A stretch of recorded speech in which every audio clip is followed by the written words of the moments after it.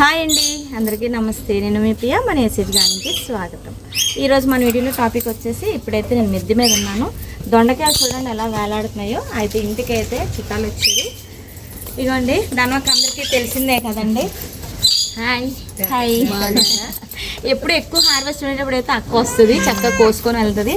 And Calcutta నుంచి ఇదిగోండి మా అక్క వాళ్ళ పిల్లలు, తిని కూతురు తను, తిని ఇంట్రెస్ట్ అనమాట. అభిజ్ఞ తిని పేరు. హాయ్ చెప్పు అభి.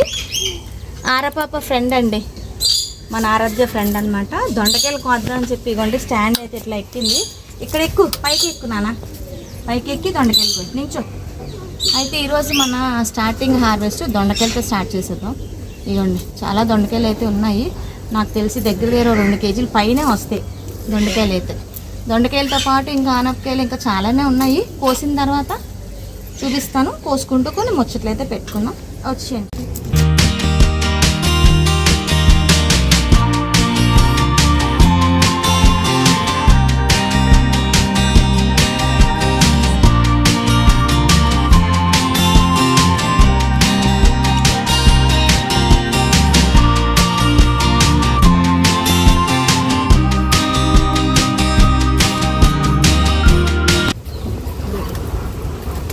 మీ అందరికంటే తొర్ణియే బాగా ఫాస్ట్గా వస్తుంది మమ్మీ. తొర్ణి ఇగో నీ దగ్గర ఉన్నాయి, ఇక ఇక్కడ ఉన్నాయి. దొండకాయలు కోయడంలో చాలా బిజీగా ఉన్నారు. ఎందుకు లేట్ అని చెప్పి నేను కనకాంబరాలు కోద్దామని వచ్చాను. మనకి శ్రావణ మాసం అయితే మరి చెప్పక్కర్లేదు, పువ్వులు అయితే చాలా ఎక్కువ వాడతాము.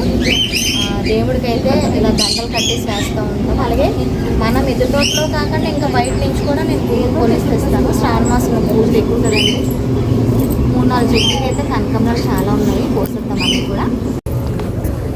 బాగా అటుపక్కవి మీరు తెంపేయండి అమ్మ. కనకాంబరాలు ఇంకా ఉన్నాయి కదా. ఖచ్చితంగా 2-3 రోజులకి ఒక 2 మూరలు అయితే కట్టుకోవచ్చు కనకాంబరాలు చక్కగా. ఇంకా మొరం వేసుకుంటే చాలా బాగుంటుంది.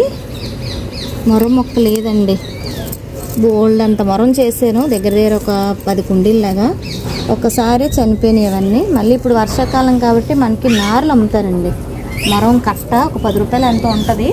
అది తెచ్చుకుంటే మనకి చక్కగా మళ్ళీ నార్లాగా పెట్టుకోవచ్చు అనమాట. గుచ్చేసుకోవచ్చు, అది చక్కగా వచ్చేస్తుంది. ఎంజాయ్ చేస్తున్నారు ఈ మధ్యన మా పిల్లలు అయితే. కోయడానికి అయితే చాలా మంది వస్తున్నారు హ్యాపీగా. భాగ్య, నేను కిందకి వెళ్తాను, ఆనపకాయలు ఏమైనా చూస్తాను.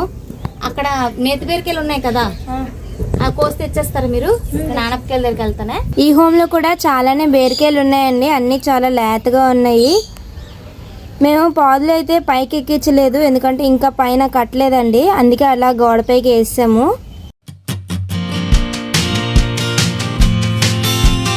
చూడండి ఎన్ని బీరకాయలు వస్తున్నాయో.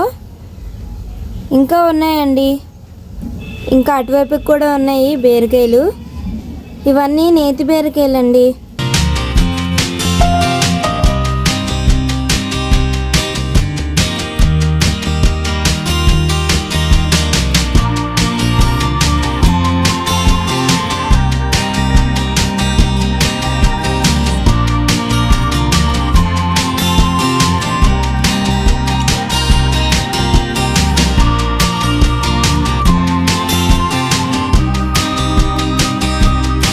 ఇదిగోండి మొత్తం ఇన్ని బీరకాయలు అయితే వచ్చాయి. ఇంక ఇక్కడ కొన్ని కాకరకాయలు అయితే ఉన్నాయి, చిట్టి కాకరకాయలు. అవి కూడా హార్వెస్ట్ చేసుకుందాం. కొన్ని ఉన్నాయండి అవి.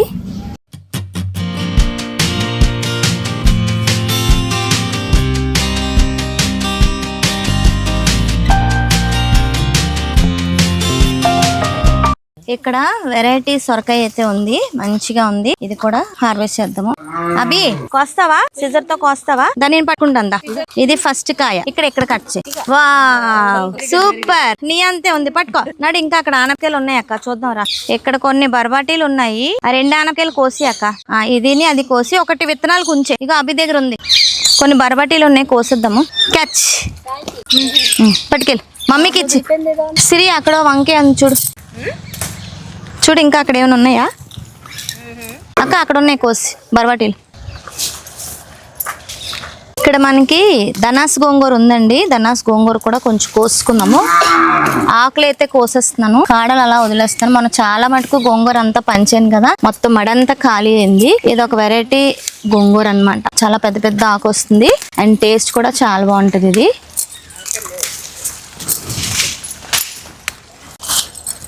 ఈ ఆకుకి చాలా డిఫరెన్స్ ఉంది, చూసారా?